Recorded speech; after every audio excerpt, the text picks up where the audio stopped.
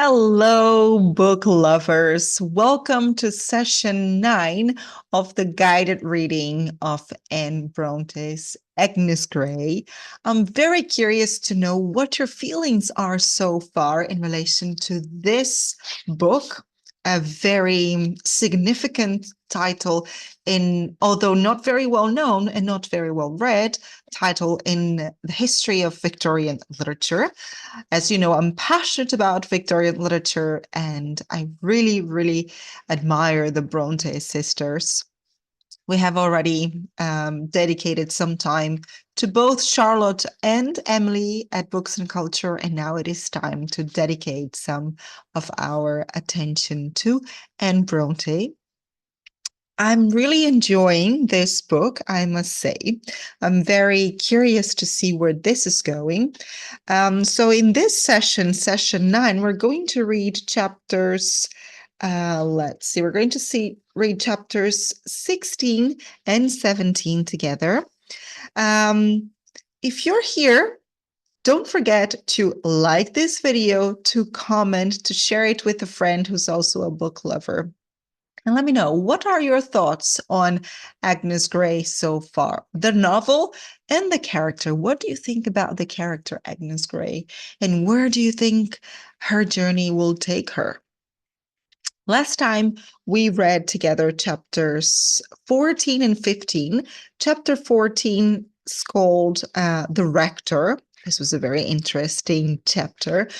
And the reader might have been misled to think that the rector referred to Mr. Weston. At least that's what I had thought before I read the chapter. But in fact, it's about another rector. It's about Mr. Hatfield and about Rosalie. So Rosalie Murray, she loves being the center of attention, she loves to be admired by everyone.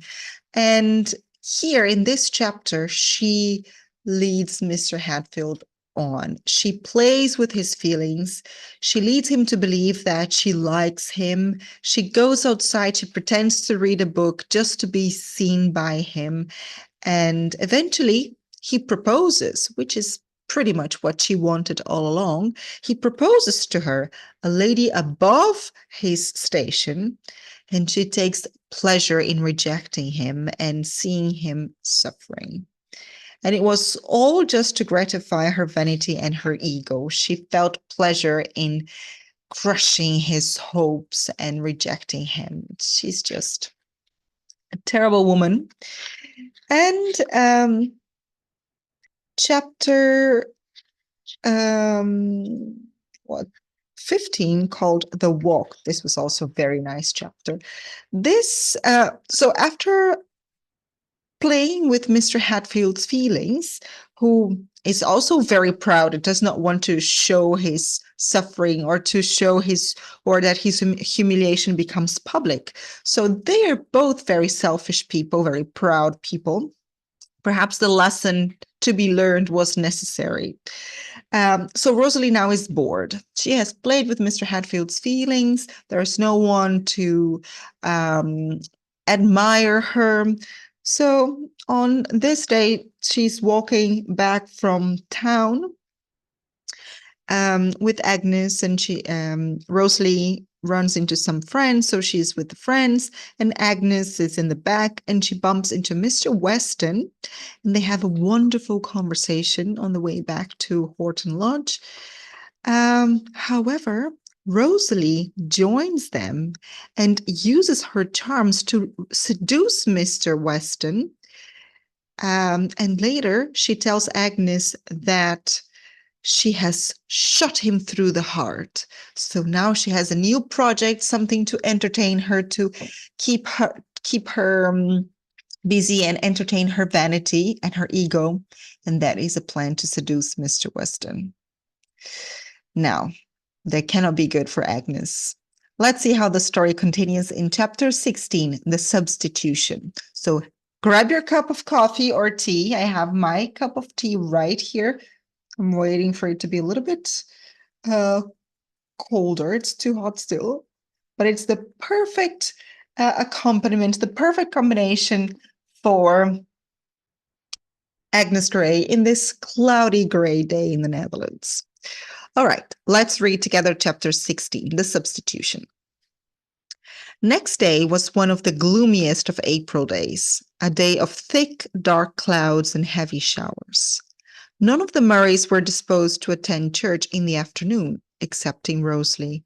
She was bent upon going as usual, so she ordered the carriage, and I went with her. Nothing loth, of course, for at church I might look without fear of scorn or censure upon a form and face more pleasing to me than the most beautiful of God's creations. I might listen without disturbance to a voice more charming than the sweetest music to my ears. I might seem to hold communion with that soul in which I felt so deeply interested, and imbibe its purest thoughts and holiest aspirations, with no alloy to such felicity, except the secret reproaches of my conscience, which would too often whisper that I was deceiving my own self, and mocking God with the service of a heart more bent upon the creature than the Creator. She's, of course, talking about Mr. Weston. She can go to church and pretend she's praying and feeding her soul, but in fact, she's admiring and just thinking about Mr. Weston himself, more about the creature than the Creator. Sometimes such thoughts would give me trouble enough, but sometimes I could quiet them with thinking. It is not the man, it is his goodness that I love. Whatsoever things are pure, whatsoever things are lovely, whatsoever things are honest and of good report, think on these things. We do well to worship God in his works, and I know none of them in which so many of his attributes, so much of his own spirit shines, as this his faithful servant, whom to know and not to appreciate were obtuse insensibility in me, who have so little else to occupy my heart. Almost immediately after the conclusion of the service, Miss Murray left the church. We had to stand in the porch, for it was raining and the carriage was not yet come. I wondered at her coming forth so hastily, for neither young Meltham nor Squire Green were there, but I soon found it was to secure an interview with Mr. Weston as he came out, which he presently did, and having saluted us both, would have passed on, but she detained him, first with observations upon the disagreeable weather, and then with asking if he would be so kind as to come some time tomorrow to see the granddaughter of the old woman who kept the porter's lodge, for the girl was ill of a fever and wished to see him. He promised to do so. "And at what time will you be most likely to come, Mr. Weston? The old woman will like to know when to expect you. You know such people think more about having their cottages in order when decent people come to see them than we are apt to suppose." Here was a wonderful instance of consideration from the thoughtless Miss Murray. Mr. Weston named an hour in the morning at which he would endeavour to be there.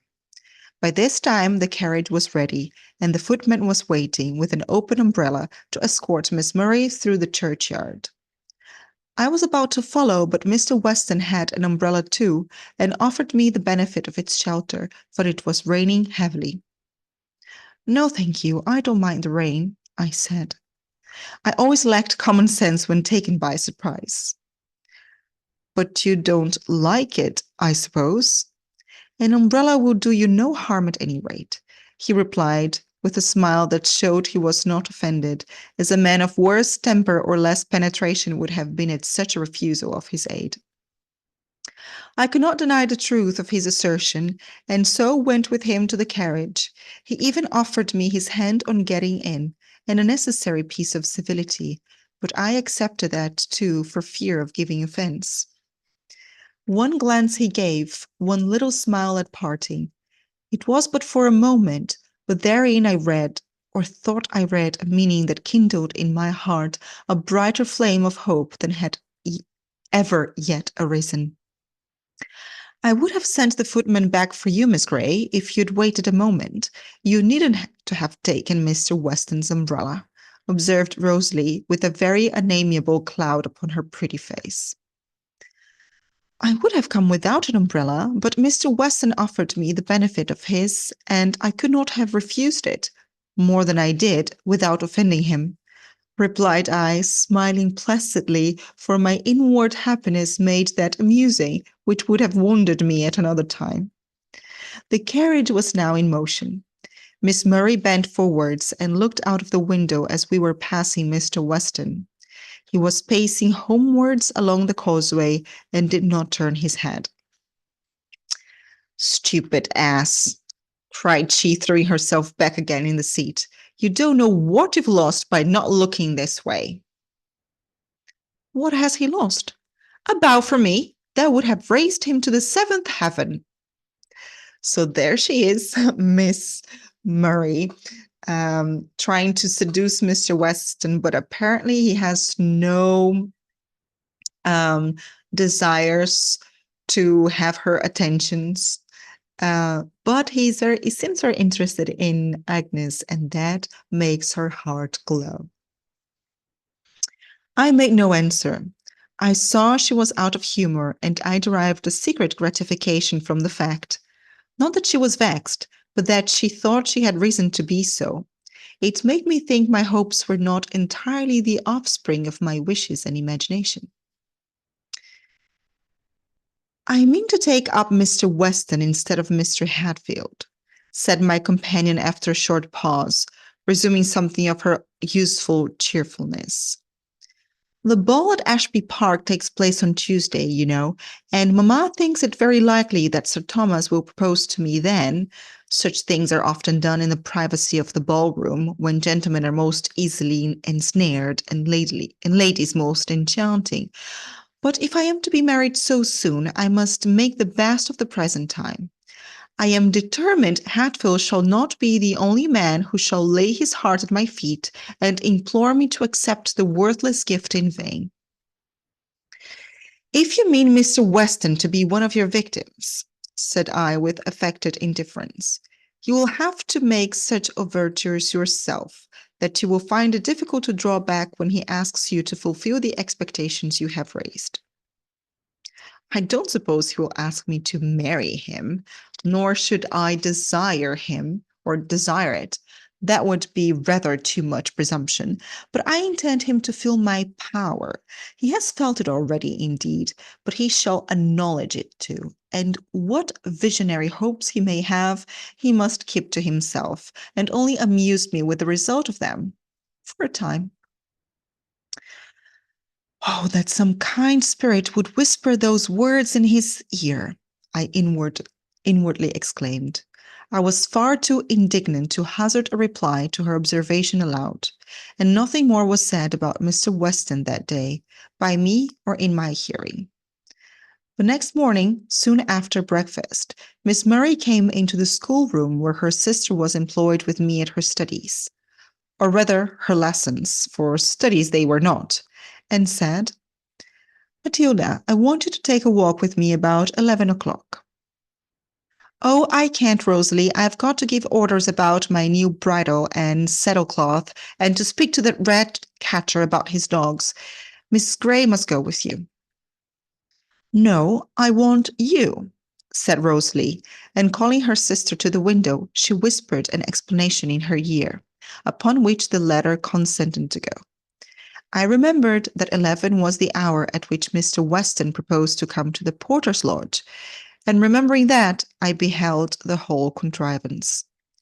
Accordingly, at dinner, I was entertained with a long account of how Mr. Weston had overtaken them as they were walking along the road, and how they had had a long walk and talk with him, and really found him quite an agreeable companion, and how he must have been, and evidently was, delighted with them and their amazing condescension, etc., etc.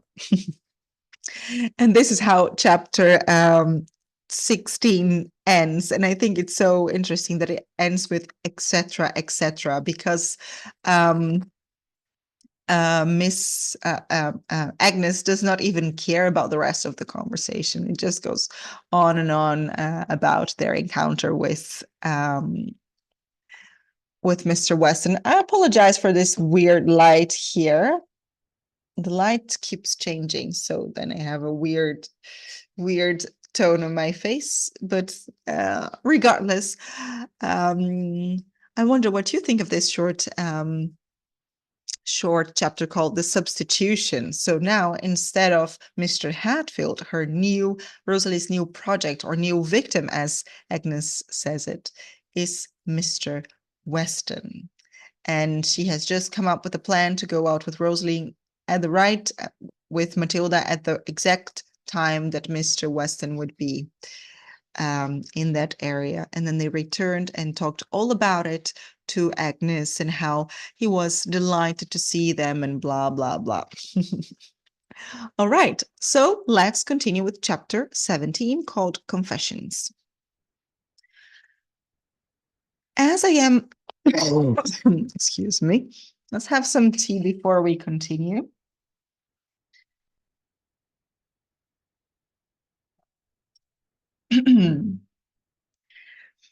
As I am in the way of confessions, I may as well acknowledge that about this time, I paid more attention to dress than ever I had done before in that particular. But now also it was no uncommon thing to spend as much as 2 minutes in the contemplation of my own image in the glass, though I never could derive any consolation from such a study. I could discover no beauty in those marked features, that pale hollow cheek, and ordinary dark brown hair. There might be intellect in the forehead, there might be expression in the dark grey eyes, but what of that? A low Grecian brow and large black eyes devoid of sentiment would be esteemed far preferable. It is foolish to wish for beauty. Sensible people never either desire it for themselves or care about it in others. If the mind be but well cultivated and the heart well disposed, no one ever cares for the exterior. So said the teachers of our childhood, and so say we to the children of the present day, all very judicious and proper, no doubt, but are such assertions supported by actual experience? We are naturally disposed to love what gives us pleasure, and what more pleasing than a beautiful face, when we know no harm of the possessor at least. A little girl loves her bird. Why? Because it lives and feels, because it is helpless and harmless. A toad likewise lives and feels, and is equally helpless and harmless. But though she would not hurt a toad, she cannot love it like the bird, with its graceful form, soft feathers, and bright, speaking eyes. If a woman is fair and amiable, she is praised for both qualities, but especially the former by the bulk of mankind. If, on the other hand, she is disagreeable in person and character, her plainness is commonly inveighed against as her greatest crime, because to common observers it gives the greatest offense. While if she is plain and good, provided she is a person of retired manners and secluded life, no one ever knows of her goodness, except her immediate connections. Others, on the contrary, are disposed to form unfavorable opinions of her mind disposition, if it be but to excuse themselves for their instinctive dislike of one so unfavored by nature. And vice versa with her whose angel form conceals a vicious heart, or sheds a false, deceitful charm over defects and foibles that would not be tolerated in another. They that have beauty, let them be thankful for it, and make good use of it, like any other talent. They that have it not, let them console themselves, and do the best they can without it. Certainly, though liable to be overestimated, it is a gift of God, and not to be despised. Many will feel this, who have felt that they could love, and whose hearts tell them they are worthy to be loved again, while yet they are debarred, by the lack of this or some such seeming trifle, from giving and receiving that happiness they seem almost made to feel and to impart. As well might the humble glow-worm despise that power of giving light, without which the roving fly might pass her and repass her 1,000 times, and never light beside her. She might hear her winged darling buzzing over and around her, he vainly seeking her, she longing to be found, but with no power to make her presence known, no voice to call him, no wing to follow his flight. The fly must seek another mate. the warm must live and die alone. Such were some of my reflections about this period. I might go on prosing more and more. I might dive much deeper and disclose other thoughts, propose questions the reader might be puzzled to answer, and deduce arguments that might startle his prejudices, or perhaps provoke his ridicule because he could not comprehend them. But I forbear. Now, therefore, let us return to Miss Murray. She accompanied her mamma to the ball on Tuesday, of course, splendidly attired and delighted with her prospects and her charms. As Ashby Park was nearly 10 miles distant from Horton Lodge, they had to set out pretty early, and I intended to have spent the evening with Nancy Brown, whom I had not seen for a long time. But my kind pupil took care I should spend it neither there nor anywhere else beyond the limits of the schoolroom by giving me a piece of music to copy, which kept me closely occupied till bedtime. About 11 next morning, as soon as she had left her room, she came to tell me her news. Sir Thomas had indeed proposed to her at the ball, an event which reflected great credit on her mamma's sagacity, if not upon her skill in contrivance.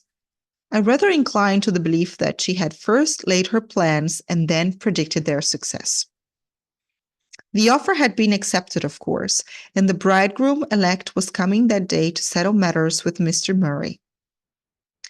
Rosalie was pleased with the thoughts of becoming mistress of Ashby Park. She was elated with the prospect of the bridal ceremony and its attendant splendor and eclat, the honeymoon spent abroad, and the subsequent gaieties she expected to enjoy in London and elsewhere. She appeared pretty well pleased too, for the time being, with Sir Thomas himself, because she had so lately seen him, danced with him, and been flattered by him. But after all, she seemed to shrink from the idea of being so soon united. She wished the ceremony to be delayed some months at least, and I wished it too. It seemed a horrible thing to hurry out the unauspicious match and not to give the poor creature time to think and reason on the irrevocable step she was about to take. I made no pretension to a mother's watchful, anxious care, but I was amazed and horrified at Mrs. Murray's heartlessness or want of thought for the real good of her child. And by my unheeded warnings and exhortations, I vainly strove to remedy the evil. Miss Murray only laughed at what I said, and I soon found that her reluctance to an immediate union arose chiefly from a desire to do what execution she could among the young gentlemen of her acquaintance, before she was incapacitated from further mischief of the kind. It was for this cause that, before confiding to me the secret of her engagement, she had extracted a promise that I would not mention a word on the subject to anyone. And when I saw this, and when I beheld her plunge more recklessly than ever into the depths of heartless coquetry, I had no more pity for her. Come what will, I thought, she deserves it. Sir Thomas cannot be too bad for her, and the sooner she is incapacitated from deceiving and injuring others, the better. So she was proposed in marriage, she accepted, so she was engaged to Sir Thomas, but she wanted to keep it a secret, and she asked Agnes to promise her that she would keep it a secret, so that she had few more days, a few more weeks, some more time to seduce other gentlemen for heartless coquetry before she would be incapacitated by marriage. The wedding was fixed for the 1st of June. Between that and the critical ball was little more than 6 weeks. But with Rosalie's accomplished skill and resolute exertion, much might be done, even within that period, especially as Sir Thomas spent most of the interim in London, whither he went up, it was said, to settle affairs with his lawyer and make other preparations for the approaching nuptials. He endeavored to supply the want of his presence by a pretty constant fire of billets doux. Now, billets doux, let's take a look at what this means. Footnote number 1. Love letter, billets doux, sweet notes, love letters. Yeah. So he endeavored to supply the want of his presence by a pretty constant fire of love letters. But these did not attract the neighbors' attention and open their eyes as personal visits would have done. And old Lady Ashby's haughty, sour spirit of reserve withheld her from spreading the news, while her indifferent health prevented her coming to visit her future daughter-in-law. So that altogether, this affair was kept far closer than such things usually were. Rosalie would sometimes show her lover's epistles to me to convince me what a kind, devoted husband he would make.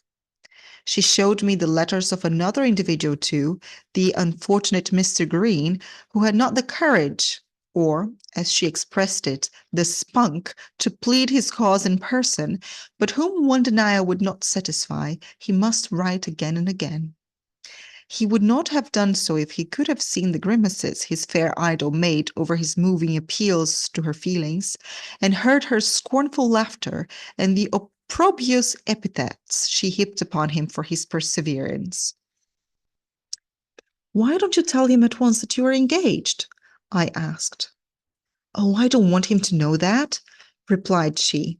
"If he knew it, his sisters and everybody would know it, and then there would be an end to my and besides, if I told him that, he would think my engagement was the only obstacle, and that I would have him if I were free, which I could not bear that any man should think, and he of all others the least. Besides, I don't care for his letters," she added contemptuously. "He may write as often as he pleases, and look as great a calf as he likes when I meet him. It only amuses me." Meantime, young Meltham was pretty frequent in his visits to the house or transits past it, and judging by Matilda's execrations and reproaches, her sister paid more attention to him than civility required. In other words, she carried on as animated a flirtation as the presence of her parents would admit. She made some attempts to bring Mr. Hatfield once more to her feet, but finding them unsuccessful, she repaid his haughty indifference with still loftier scorn, and spoke of him with as much disdain and detestation as she had formerly done of his courage. But amid all this, she never for a moment lost sight of Mr. Weston. She embraced every opportunity of meeting him, tried every art to fascinate him, and pursued him with as much perseverance as if she really loved him, and no other, and the happiness of her life depended upon eliciting a return of affection. Such conduct was completely beyond my comprehension. Had I seen it depicted in a novel, I should have thought it unnatural. Had I heard it described by others, I should have deemed it a mistake or an exaggeration.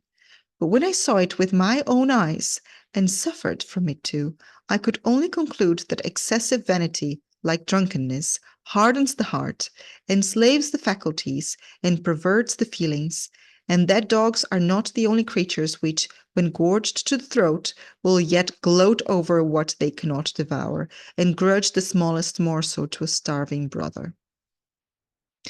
She now became extremely beneficent to the poor cottagers. Her acquaintance among them was more widely extended. Her visits to their humble dwellings were more frequent and excursive than they had ever been before. Hereby she earned among them the reputation of a condescending and very charitable young lady, and their encomiums were sure to be repeated to Mr. Weston, whom also she had thus a daily chance of meeting in one or other of their abodes, or in her transits to and fro. And often, likewise, she could gather, through their gossip, to what places he was likely to go at such and such a time, whether to baptize a child, or to visit the aged, the sick, the sad, or the dying, and most skillfully she laid her plans accordingly. Can you believe this woman? So she's engaged. She keeps her engagement a secret. She keeps receiving letters and visits from prospective husbands just because she loves the attention. And she keeps actively pursuing Mr. Weston. In these excursions, she would sometimes go with her sister, whom by some means she had persuaded to bribed to enter into her schemes, sometimes alone, never now with me, so that I was debarred the pleasure of seeing Mr. Weston or hearing his voice, even in conversation with another, which would certainly have been a very great pleasure, however hurtful or however fraught with pain. I could not even see him at church, for Miss Murray, under some trivial pretext, chose to take possession of that corner in the family pew which had been mine ever since I came, and unless I had the presumption to station myself between Mr. and Mrs. Murray, I must sit with my back to the pulpit, which I accordingly did. Now also I never walked home with my pupils. They said their mamma thought it did not look well to see 3 people out of the family walking, and only 2 going in the carriage. And as they greatly preferred walking in fine weather, I should be honoured by going with the seniors. And besides, said they, you can't walk as fast as we do. You know you're always lagging behind. I knew these were false excuses, but I made no objections, and never contradicted such assertions, well knowing the motives which dictated them. And in the afternoons, during those 6 memorable weeks, I never went to church at all. If I had a cold or any slight indisposition, they took advantage of that to make me stay at home, and often they would tell me they were not going again that day themselves, and then pretend to change their minds and set off without telling me, so managing their departure that I never discovered the change of purpose till it was too late. Upon their return home, on one of these occasions, they entertained me with an animated account of a conversation they had had with Mr. Weston as they came along. And he asked if you were ill, Miss Grey, said Matilda, but we told him you were quite well, only you didn't want to come to church, so he'll think you're turned wicked. All chance meetings on weekdays were likewise carefully prevented.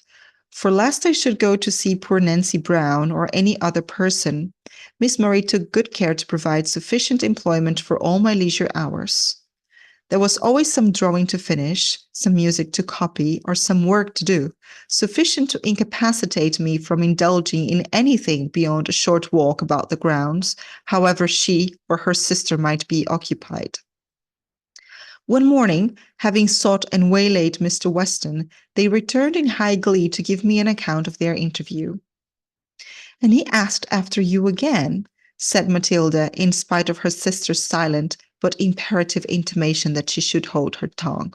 He wondered why you were never with us, and thought you must have delicate health as you came out so seldom. He didn't, Matilda. What nonsense you're talking. Oh, Rosalie, what a lie. He did, you know. And you said, don't, Rosalie, hang it. I won't be pinched so. And Miss Grey, Rosalie told him you were quite well, but you were always so buried in your books that you had had no pleasure in anything else. What an idea he must have of me, I thought. And, I asked, does old Nancy ever inquire about me? Yes, and we'll tell her you are so fond of reading and drawing that you can do nothing else. That is not the case, though. If you had told her I was so busy I could not come to see her, it would have been nearer the truth. I don't think it would, replied Miss Murray, suddenly kindling up. I'm sure you have plenty of time to yourself now when you have so little teaching to do. It was no use beginning to dispute with such indulged, unreasoning creatures, so I held my peace. I was accustomed now to keeping silence when things distasteful to my ear were uttered, and now, too, I was used to wearing a placid, smiling countenance when my heart was bitter within me.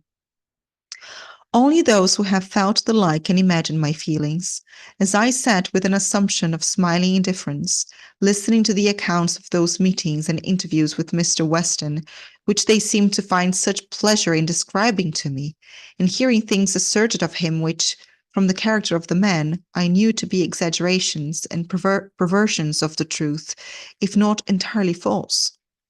Things derogatory to him and flattering to them, especially to Miss Murray, which I burned to contradict, or at least to show my doubts about, but dared not, lest in expressing my disbelief I should display my interest too. All the things I heard which I felt or feared were indeed too true, but I must still conceal my anxiety respecting him, my indignation against them beneath a careless aspect. Others again, mere hints of something said or done which I longed to hear more of, but could not venture to inquire. So passed the weary time. I could not even comfort myself with saying, "She will soon be married, and then there may be hope." Soon after her marriage, the holidays would come, and when I returned from home, most likely Mr. Weston would be gone, for I was told that he and the rector could not agree. The rector's fault, of course, and he was about to remove to another place. No. Besides my hope in God, my only consolation was in thinking that, though he knew it not, I was more worthy of his love than Rosalie Murray, charming and engaging as she was. For I could appreciate his excellence, which she could not. I would devote my life to the promotion of his happiness. She would destroy his happiness for the momentary gratification of her own vanity. And that is so true. But she's so submissive to her station in life that she does not dare to contradict Rosalie. "Oh, if he could but know the difference," I would earnestly exclaim. But no, I would not have him see my heart. But if he could but know her hollowness, her worthless, heartless frivolity, he would then be safe, and I should be almost happy, though I might never see him more. I fear by this time the reader is well nigh disgusted with the folly and weakness I have so freely laid before him. I never disclosed it then, and would not have done so had my own sister or my mother been with me in the house. I was a close and resolute dissembler, in this one case at least. My prayers, my tears, my wishes, fears, and lamentations were witnessed by myself and heaven alone. When we are harassed by sorrows or anxieties, or long oppressed by any powerful feelings which we must keep to ourselves, for which we can obtain and seek no sympathy from any living creature, and which yet we cannot or will not wholly crush, we often naturally seek relief in poetry, and often find it too, whether in the effusions of others, which seem to harmonize with our existing case, or in our own attempts to give utterance to those thoughts and feelings in strain less musical, perchance, but more appropriate, and therefore more penetrating and sympathetic, and for the time more soothing or more powerful to rouse and to unburden the oppressed and swollen heart. Before this time at Wellwood House, and here, when suffering from homesick melancholy, I had sought relief twice or thrice at this secret source of consolation. And now I flew to it again with greater avidity than ever, because I seemed to need it more. I still preserve those relics of past sufferings and experience, like pillars of witness set up in traveling through the vale of life to mark particular occurrences. The footsteps are obliterated now. The face of the country may be changed, but the pillar is still there to remind me how all things were when it was reared. Lest the reader should be curious to see any of these effusions, I will favor him with one short specimen. Cold and languid as the lines may seem, it was almost a passion of grief to which they owed their being. So let's see, here's an example of some poetry that she wrote at the time as a source of consolation, as a way to pour her feelings out. She had no one to talk to, no family, no friends. Her fears, wishes, tears, prayers, lamentations were witnessed by herself and heaven alone. So the only way she found to cope with everything was through poetry. So let's see what she wrote. "Oh, they have robbed me of the hope my spirit held so dear. They would not let me hear that voice my soul delights to hear. They will not let me see that face I so delight to see, and they have taken all thy smiles and all thy love from me. Well, let them seize on all they can, one treasure still is mine, a heart that loves to think on thee and feels the worth of thine." Yes, at least they could not deprive me of that. I could think of him day and night, and I could feel that he was worthy to be thought of. Nobody knew him as I did. Nobody could appreciate him as I did. Nobody could love him as I could, if I might. But there was the evil. What business had I to think so much of one that never thought of me? Was it not foolish? Was it not wrong? Yet, if I found such deep delight in thinking of him, and if I kept those thoughts to myself and troubled no one else with them, where was the harm of it? I would ask myself. And such reasoning prevented me from making any sufficient effort to shake off my fetters. But if those thoughts brought delight, it was a painful, troubled pleasure, too near akin to anguish, and one that did me more injury than I was aware of. It was an indulgence that a person of more wisdom or more experience would doubtless have denied herself. And yet, how dreary to turn my eyes from the contemplation of that bright object and force them to dwell on the dull, grey, desolate prospect around, the joyless, hopeless, solitary path that lay before me. It was wrong to be so joyless, so desponding. I should have made God my friend, than to do his will the pleasure and the business of my life. But faith was weak, and passion was too strong. In this time of trouble, I had two other causes of affliction. The first may seem a trifle, but it costs me many a tear. Snap, my little dumb, rough-visaged, but bright-eyed, warm-hearted companion, the only thing I had to love me, was taken away and delivered over to the tender mercies of the village rat-catcher, a man notorious for his brutal treatment of canine slaves. The other was serious enough. My letters from home gave intimation that my father's health was worse. No boding fears were expressed, but I was grown timid and despondent, and could not help fearing that some dreadful calamity awaited us there. I seemed to see the black clouds gathering around my native hills, and to hear the angry muttering of a storm that was about to burst and desolate our hearth. And this is how chapter 17 ends, with this very black, dark foreboding. So it ends with two very bad news for her, one much worse than the other. One, her dog was taken away, her only companion. And two, letters from home brought news of her father's worsening health. So she's afraid of what is to come when she goes there for the holidays. And on top of everything, she can only think about Mr. Weston, how good she would be to him, to his life, how worthy she is of his love, but also how insignificant she is to him, or at least that's what she thinks, right? I'm not so sure about that. So what did you think of today's session? I hope you enjoyed reading these chapters. They are certainly very interesting and move the story forward. How Rosalie, such a vain, shallow young woman, and how she rejoices at others' discontent, suffering, and humiliation. And Agnes is such a good woman, a good person, and she writes about beauty as a gift, but people who have it, like Rosalie, they don't use it well. And she, who is a plain woman, does not have beauty, but has a very